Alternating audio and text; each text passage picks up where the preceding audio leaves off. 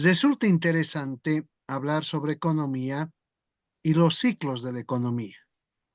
Cuando se hablan de ciclos económicos, razonamos en una onda, podemos pensar en una onda electromagnética en la cual existen rendimientos crecientes, un máximo, y por otro lado, cuando se agota el rendimiento creciente, vamos a la recesión y al punto mínimo que se llama depresión si no tenemos capacidad de reaccionar a esa desaceleración de las economías.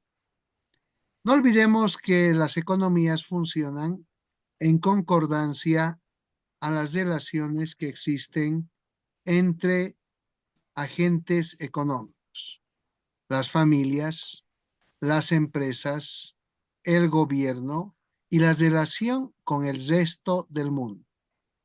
Ese resto del mundo significan otras familias, otras empresas, otros gobiernos. En la etapa de rendimientos crecientes de una economía, significa que existen diversidad de inversiones. Y esa diversidad de inversiones se asocia a comprender a cabalidad qué producir, para quién producir, cómo producir, con quiénes producir. Una época que resulta interesante siempre y cuando los actores cumplan sus roles. Los actores interaccionen confianza y complemento entre ellos. Y acá quiero referenciar en un ejemplo práctico la crisis de 1929 de la economía norteamericana, que en esencia se convierte en una crisis de impacto mundial. Hablamos aproximadamente en antecedentes de 1914,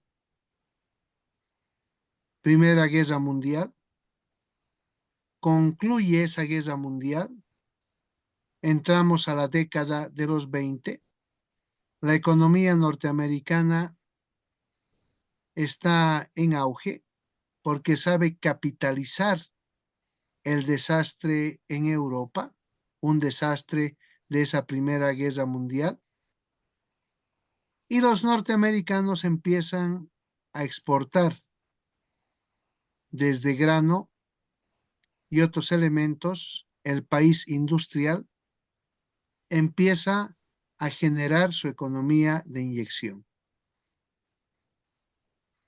El juego lúdico de la economía se asocia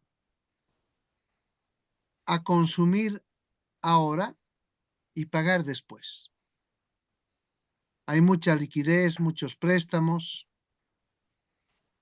El gobierno central, la reserva, trabaja en la emisión de bonos libertad, genera mucha liquidez para el Estado, para las inversiones.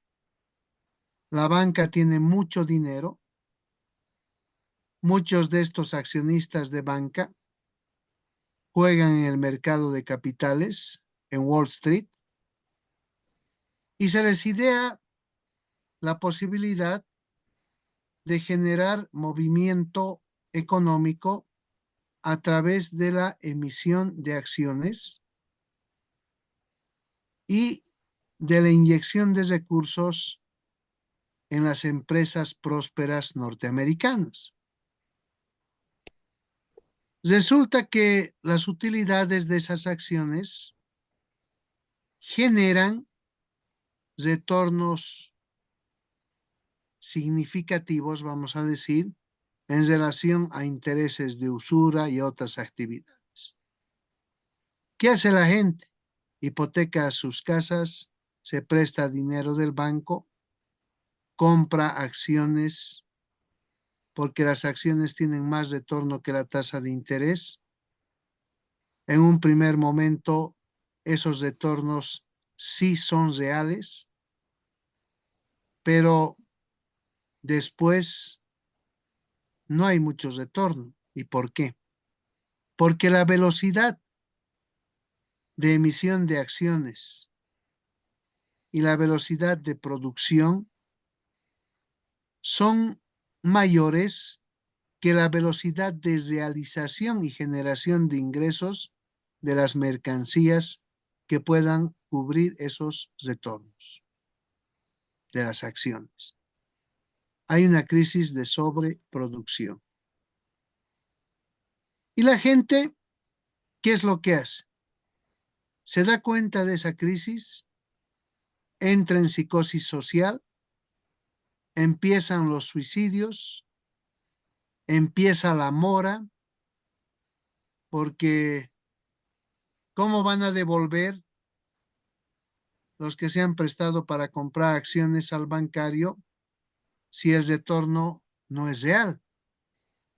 Muchos se quedaron en la calle, se mataron, hasta grandes protagonistas de la estrategia para ganar la Primera Guerra Mundial de la parte inglesa y los aliados caen en el fraude, porque llega a ser un fraude.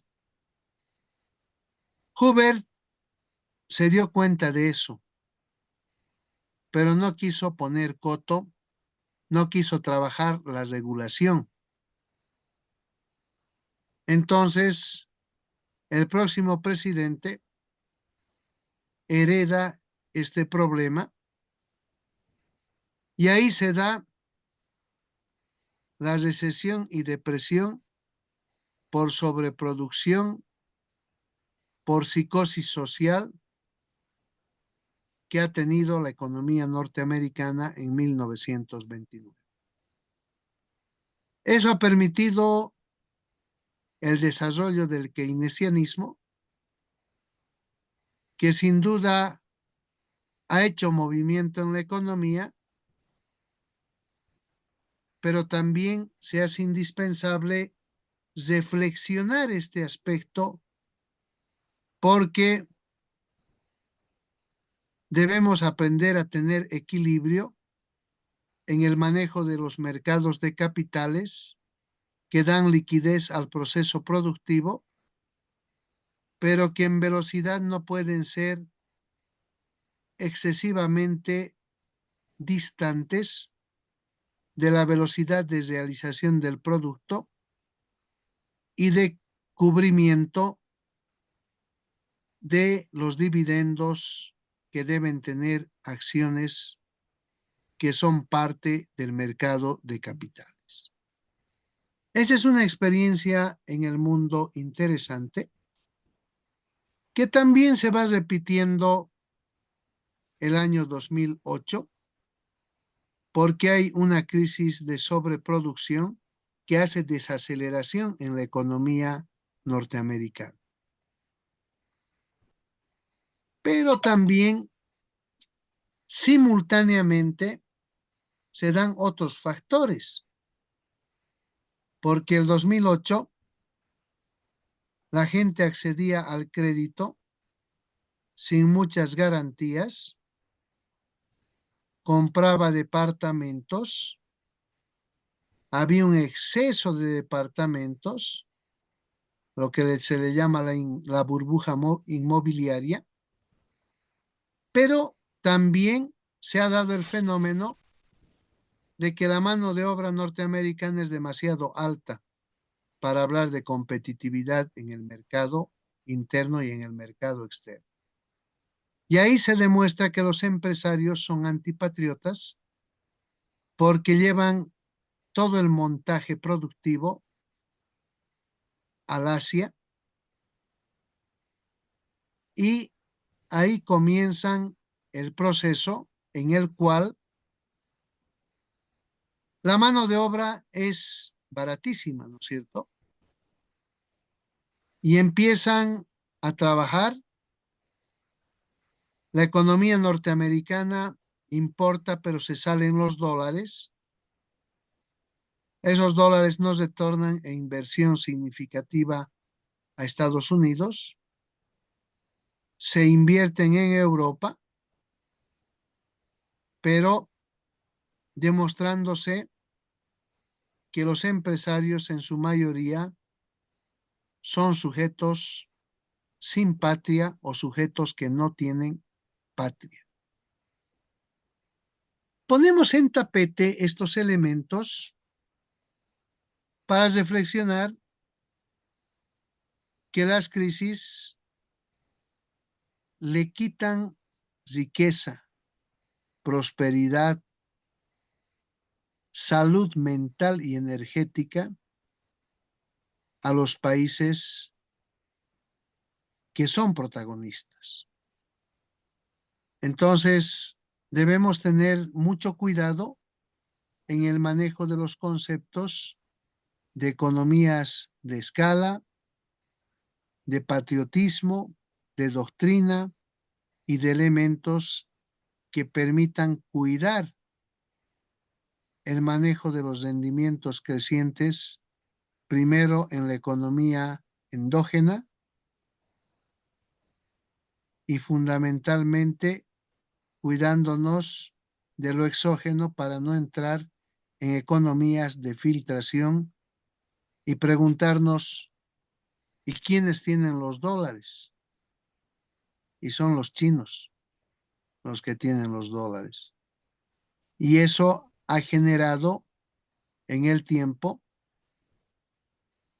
disminuir la brecha de competitividad entre lo que es Estados Unidos de Norteamérica, que ocupa el primer puesto, con la China, que le está marcando el paso, aproximándose peligrosamente a disputar ese primer puesto porque hoy ocupa un segundo puesto, estimado Harold, estimado Peter. Alfredo, una pregunta al respecto, justamente con la última parte de que según lo que he escuchado, no estoy seguro, una economista alemana en Europa ha comentado de que en China es bien probable que ocurra una crisis de esa naturaleza. No sé si sabes de eso o estás de acuerdo con lo que la, la doctora dijo en ese momento cuando estaba escuchando, que según el análisis que ella había hecho, inclusive tiene un libro que en estos momentos no lo tengo el nombre, pero que va a haber una crisis de esa naturaleza en China. Obviamente no se sabe cuándo, ¿no? Exactamente. Es que las crisis siempre se van a dar en los países. A ver, la China ocupa un segundo lugar. ¿Y en función de qué ocupa ese segundo lugar privilegiado? En función de mezclar la corriente socialista con la corriente capitalista. Pero en el fondo, el chino ha mejorado su nivel de ingreso, pero eso no significa que el chino haya dejado de ser un sujeto, un poblador explotado. La cuantía poblacional, su nivel de ingreso per cápita y el ingreso real nos demuestran que los chinos no han superado su gran problema de pobreza. Si bien han mejorado, no significa que hayan dejado de ser pobres. Y habría que ver distintos contextos, y no solamente en la China, sino en Estados Unidos de Norteamérica. ¿Qué pasa en cada uno de los estados federales? ¿Qué pasa con el nivel de ingreso de los que son denominados personajes de color negro, blanco? ¿Cuáles son las oportunidades reales que se les da? El fenómeno es real, es complejo, pero el mundo hoy tiene rendimientos decrecientes. Significa que no se está generando empleo e ingreso y mucho menos cobertura en salud. ¿Qué ha pasado en Nueva York con la gente de color? Pandemia 2019 y esa gente se ha muerto por tener color negro, pero también por ser gente pobre y la han discriminado. Y las crisis empiezan ahí. ¿Y qué son las crisis? Pésima asignación de recursos en relación al mercado. Si atiendes mal al mercado, el mercado se molesta, se revela. Entonces, eso pasa en cualquier parte del mundo. En Bolivia, si razonamos, también la economía está desacelerada y depende de quienes producen y si los que producen han entendido la demanda y cómo aplican fondos para resolver el problema de demanda en el corto plazo para hablar de que la sustentabilidad garantice éxito de largo plazo o sostenibilidad. Entonces, eso es lo importante. Para que una nación no tenga crisis, la nación no tiene que ser muy grande en población. Y esa nación debe tener doctrina de Estado.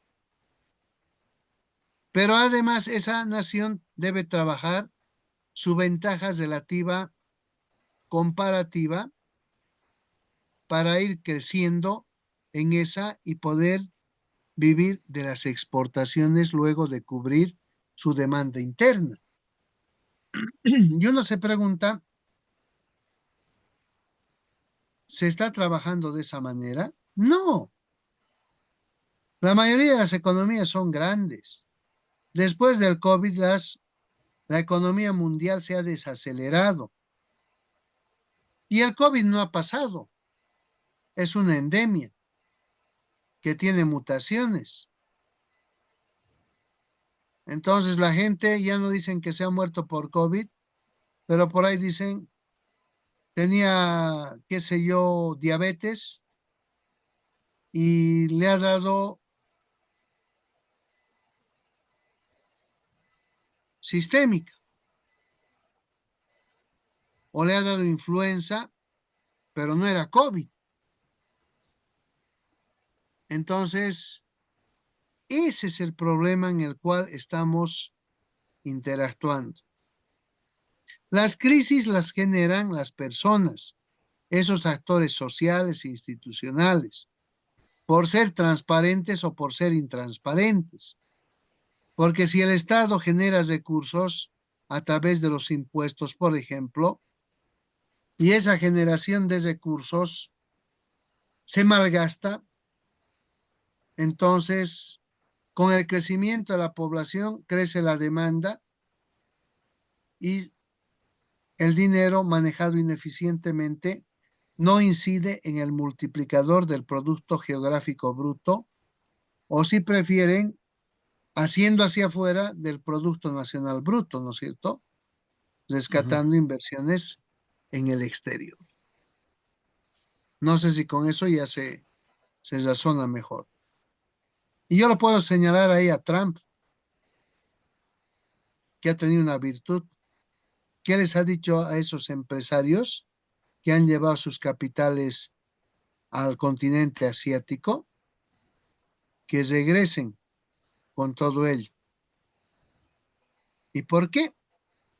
Porque primero hay que hacer desarrollo endógeno y hay que ser proteccionistas con la economía de uno. La caridad empieza por casa. Y ahí Trump, que ha dicho que los empresarios norteamericanos tienen que aprender a ser patriotas. Yo me quedo ahí. Arolero. Ah, no, me parece interesante no tocar el tema de 1929 y y obviamente aprender de ello, ¿no? Porque yo lo veo del punto de vista de prestarte dinero y vivir, ¿no? De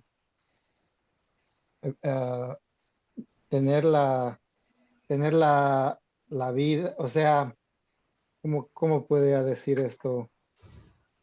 Yo tengo pensamiento a largo plazo y, no, y normalmente cuando ah, eh, hay personas que son a corto plazo, no quieren vivir el ahora y eso es lo que pasó me imagino, en 1900. Yo creo que empezó así 10 años antes, ¿verdad? Que la Claro. gente, que la gente estaba en un auge, digamos, y decir, viviremos el ahora, y se volvió, se volvieron en personas de pensamiento a corto plazo. Ah, y eso me parece un poco mal, ¿no? No sé qué opinas de eso, Alfredo. Ah, Es que lo que hay que pensar, la gente cortoplacista es consumista y no entiende que la libertad financiera se consigue trabajando. Y trabajar significa tener capacidad de ahorrar e invertir. Invertir, tener resultados e impactos y hacer reserva, que significa reinversión. Entonces, la gente disfuncional en el consumo no hace inversión. Entonces, ese es un problema. Ese es el sujeto de corto plazo, que no entiende que las decisiones actuales inciden en las decisiones futuras.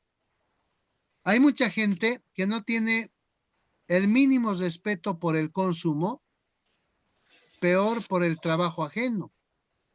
Y ese es un problema serio. Entonces, esas sociedades no avanzan, porque al final el sujeto toma decisiones individuales, pero al mismo tiempo de tomar decisiones individuales, debe tener la capacidad de ser empático para que su decisión individual incida en la disminución de la desigualdad e incremento de oportunidad para su semejante en la sociedad. Y eso es lo que está fallando, estimado Harold. Por eso hay que mirar el largo plazo a partir del corto plazo, permitiendo que las generaciones venideras sean mejores que nosotros, pero en desarrollo de competencias que mejoren la función de producción, que garanticen mayor nivel de desarrollo humano, esperanza de vida, calidad de trabajo, calidez, equilibrio con el hábitat, pero además de equilibrio energético. No sé si con ello se mejora la comprensión de lo que estamos intercambiando. Sí, realmente es algo interesante, ¿no? Ver que lamentablemente yo creo que también es una educación en la cual que si tú vas a usar, digamos, créditos y tarjeta de crédito en este caso, quiero decir, tienes que saber usar, tienes que saber usar el sistema porque cuando han iniciado esto, esta creación precisamente por la depresión, han, han hecho que la gente sea consumista y que el sistema se vuelva así. Toda la gente, la mayor parte de las personas, no todas las gentes, utilizan créditos de acá, créditos de allá para comprarse una casa, se hacen un crédito y siguen pagando constantemente. O sea, casi solamente los millonarios compran en efectivo un inmueble, se podría decir acá. Y desde ahí podríamos empezar, ¿no? y comprarse un carro, por ejemplo. Ellos se compran, los millonarios pueden comprarse en efectivo, pero gente regular está pensando en el crédito. ¿Por qué? Porque para nosotros, digamos, es más flexible supuestamente. ¿Por qué? Porque los genios nos han dado esa teoría que es la mejor. Entonces, los mismos genios que han hecho que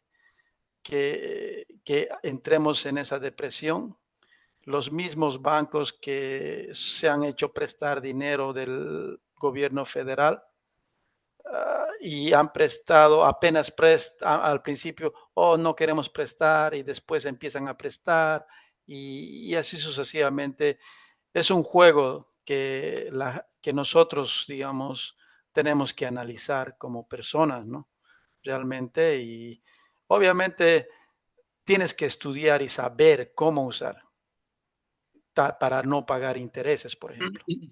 O si tengo una tarjeta de crédito de $5,000 y que lo voy a gastar en un mes, tengo que pagar esa tarjeta al final de mes. Si no pago, ya pago intereses. En pagos de acá, pagos de allá. Imagínate mi casa, imagínate mi carro, imagínate lo demás, lo que hemos hecho, ¿no? Pero esa es una teoría del nuevo sistema supuestamente que han implantado acá y que es mejor según nosotros. Pero si hacemos un análisis bien claro, porque si vos eres millonario, ¿qué prefieres? ¿Que prestarte dinero o pagar en efectivo? A ver, acá lo que hay que pensar es lo siguiente. Si yo me presto dinero, debo tener un proyecto que me genere mayor tasa de retorno, que me permita devolver paulatinamente el capital y el costo financiero o el interés. Claro. Si no hago ese estudio de flujo, estoy mal. Estoy viviendo en una ilusión monetaria. La mayoría de la gente vive en la ilusión monetaria. Por eso les decía, el latino en general, desde México hasta la Patagonia, es demasiado sabio y nunca analiza el flujo, nunca analiza el mercado como corresponde. Ustedes se van a dar cuenta allá en Estados Unidos, las microempresas nacen como ratas y se mueren como ratas, yo digo. Uh-huh.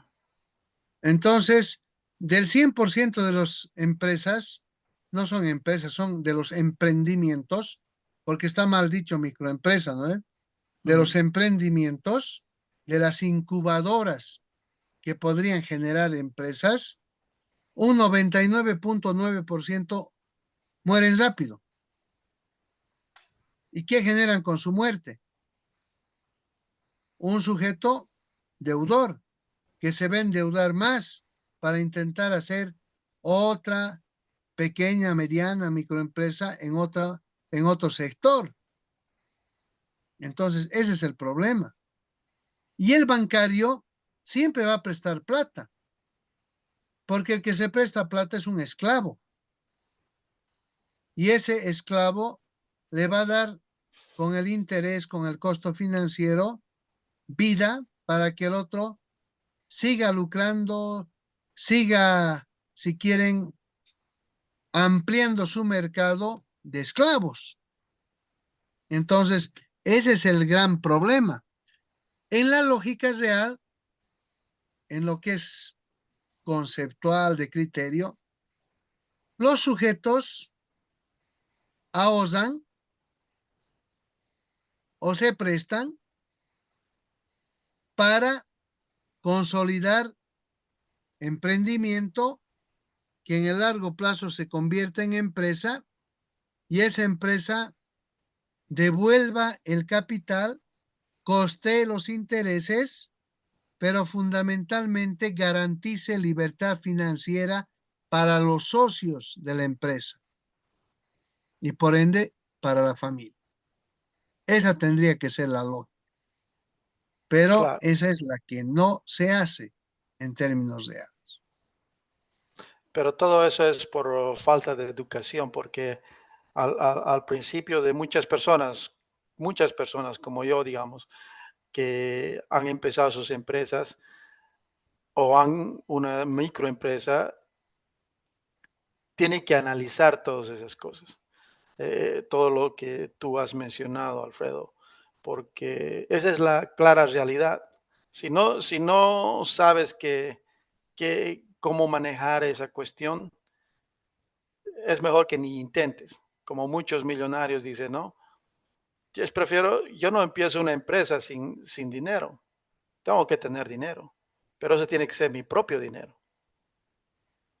Y si no tengo dinero, no me voy a prestar para empezar esa empresa. Pero hay otros que sí lo hacen por falta de necesidades, porque necesitas un préstamo, por decir, para comprar material, para comprar un carro, para comprar otro carro, para hacer esto, para hacer aquello, y te prestas, obviamente, y obviamente el banco con mucho gusto dice, aquí está, esclavo. Pero claro, es que ese es el problema. Vos estás trabajándoselo para que el banco cobre sus intereses. Ese es el problema. Ahora, Entonces, hay que mejorar el nivel de consumo, la capacidad de ahorro, la visión para hacer inversión ujú. e Ahora, incrementar el ingreso.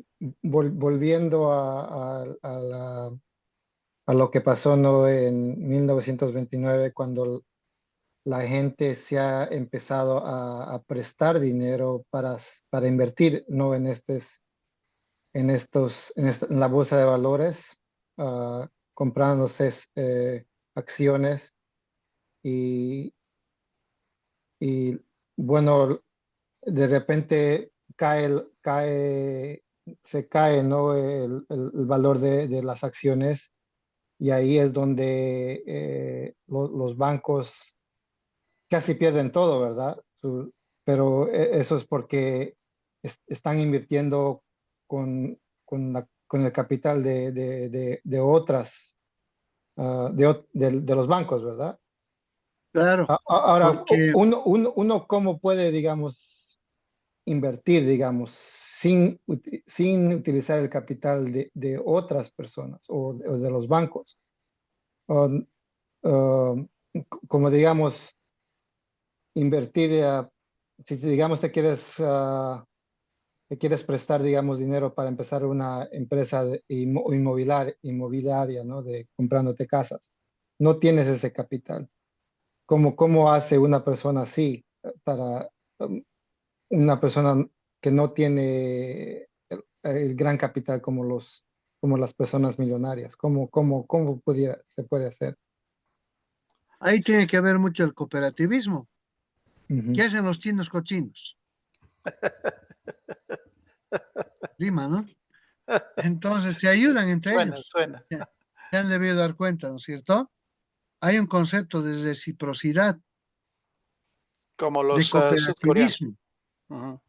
y eso tiene que trabajarse en las sociedades. ujú, Claro, ¿por qué construyes una sociedad? Porque esa gente se aprecia, porque esa gente es familia. Y en familia, ¿qué hay que hacer? Hay que ayudarse. Si alguien no tiene su casa, por ahí tiene el terreno, hay que ayudar a construir la casa. Hay que conseguir material porque el pariente no tiene. Trabaja, pero no le alcanza. Ahí está el concepto de reciprocidad. Y eso siempre han trabajado los chinos. mm, Sí, Y el y eso, resto no han ujú. trabajado. Y ese es su problema, digamos, de familia, se podría decir, ¿no? O sea que ah, yo he visto que en muchas familias no se colaboran de esa manera. No hay esa integridad, digamos, de decir, hey, yo te puedo ayudar en esto o en aquello, o qué te parece que planificamos, tratarnos de ayudar lo mejor posible entre todos, pero para todos, ¿no? O sea, para todos los, los que vivimos. Ok, este necesita esto, pero no, lo único que nos juntamos son para cumpleaños o para fiestas, para Claro, y hay cualquier que tipo de juntarse para fiesta. hacer inversiones, para Y tener nadie se libertad junta para hacer financiera de largo inversión. plazo. Claro. Claro, y ese es un error garrafal que necesariamente se tiene que reflexionar. Pero ya Ujú. tenemos una tarea. Sí, Me parece clave lo que hemos intercambiado, ¿no? Tenemos que trabajar en la educación financiera. sí, yo Tenemos creo que que generar trabajo inclusivo en equipo. Se tiene que revertir, entre comillas, la cultura de la desconfianza, que es subcultura de la envidia, sí, de yo la me acuerdo que desinteligencia he ido emocional. a una comunidad de Filipinas y me sorprende, ¿no? O sea, cómo se colaboran ellos. O sea, vos vas, yo me creían que yo era filipino, pero fui allá y he visto cómo ellos se colaboran entre ellos, cómo inclusive ellos tienen su propio banco. Entonces, en el cual, digamos, si alguien necesita abrir una tienda, el mismo banco de ellos les presta a ellos. En cambio, no, digamos, nosotros en la comunidad nuestra, que es la comunidad boliviana, no tenemos nada de eso. Cada uno empieza su propio negocio y nada más con las cosas Claro. que hace. Y trae de Bolivia 200,000, 300,000 dólares y empieza a invertir acá. Y ya por lo que les va bien, ya creen que son genios de la sociedad, pero no ayudan a nadie, solo se ayudan para ellos nada más.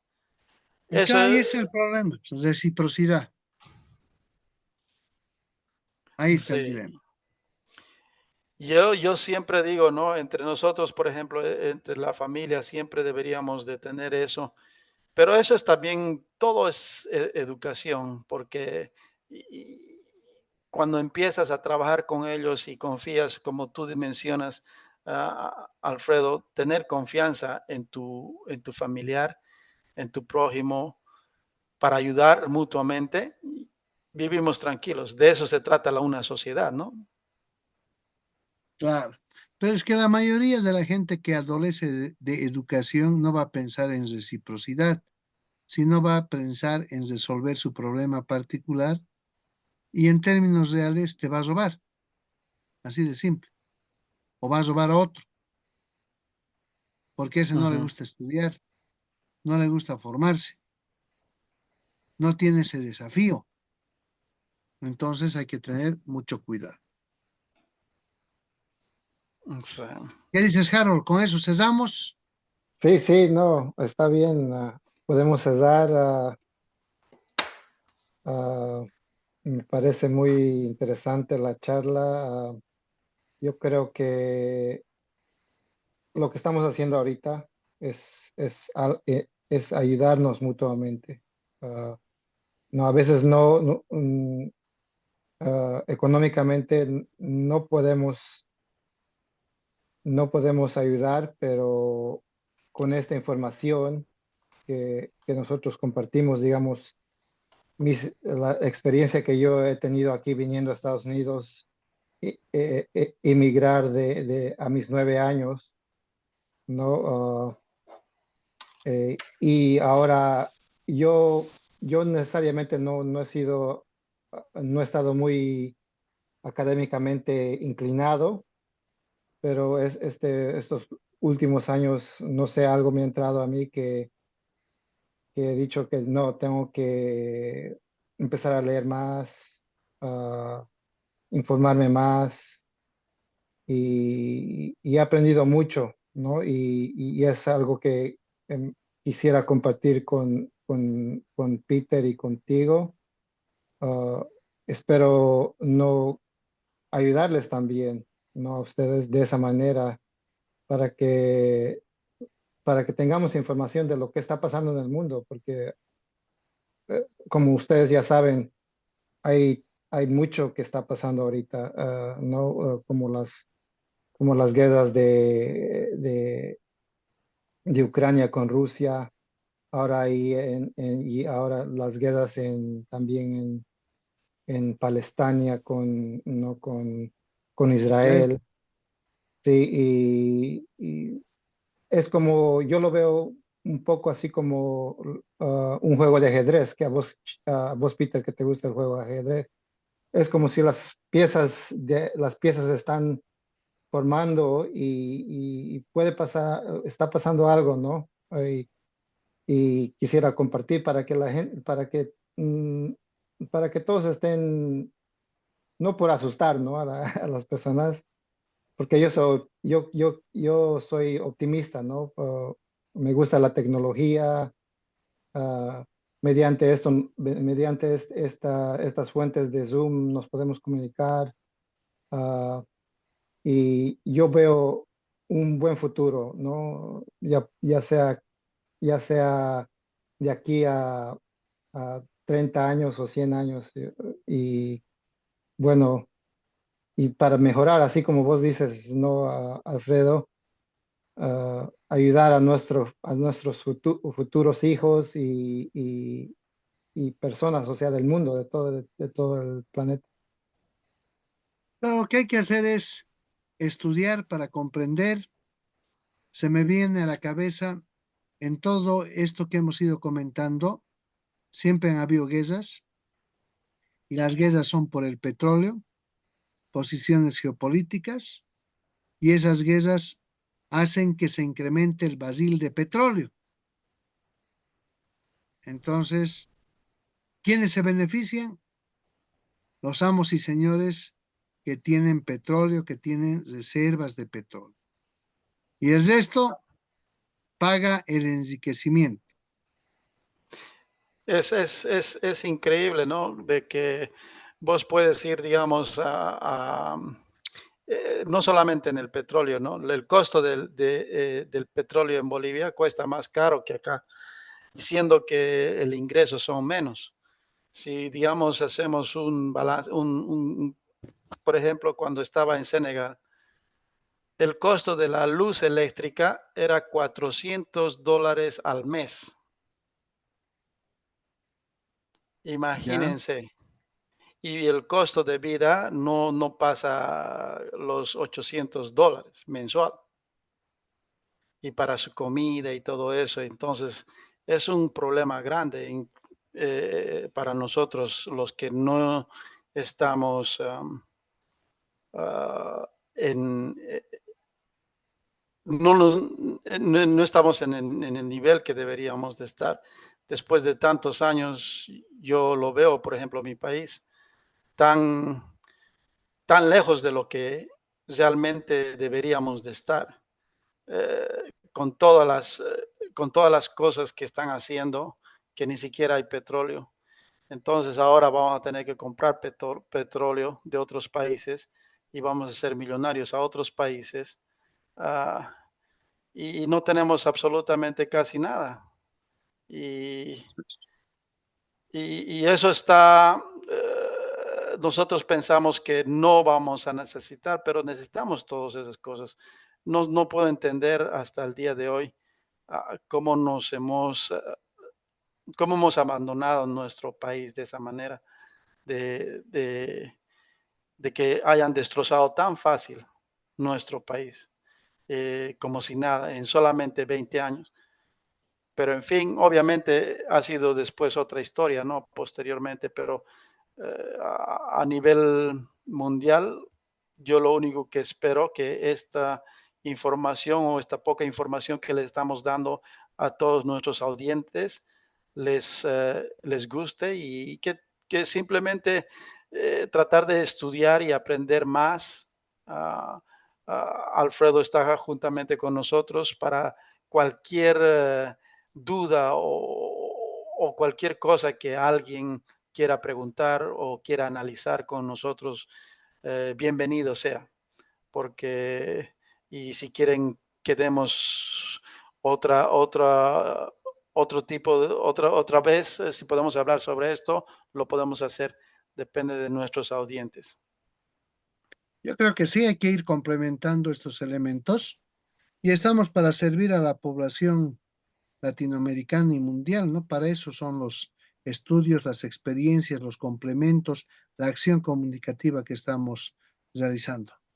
Entonces, hora de concluir. Un abrazo, Peter, un abrazo, Harold, y a seguir con este ímpetu, con este desafío que nos va a permitir interactuar con las personas y generar el desarrollo del pensamiento crítico y la estrategia para que consolidemos libertad financiera. Un abrazo, Ok. Un estimados primos. abrazo, mi estimado. Un abrazo Gracias. para los Chao, dos. Chao. chao, chao, chao, Harold, chao.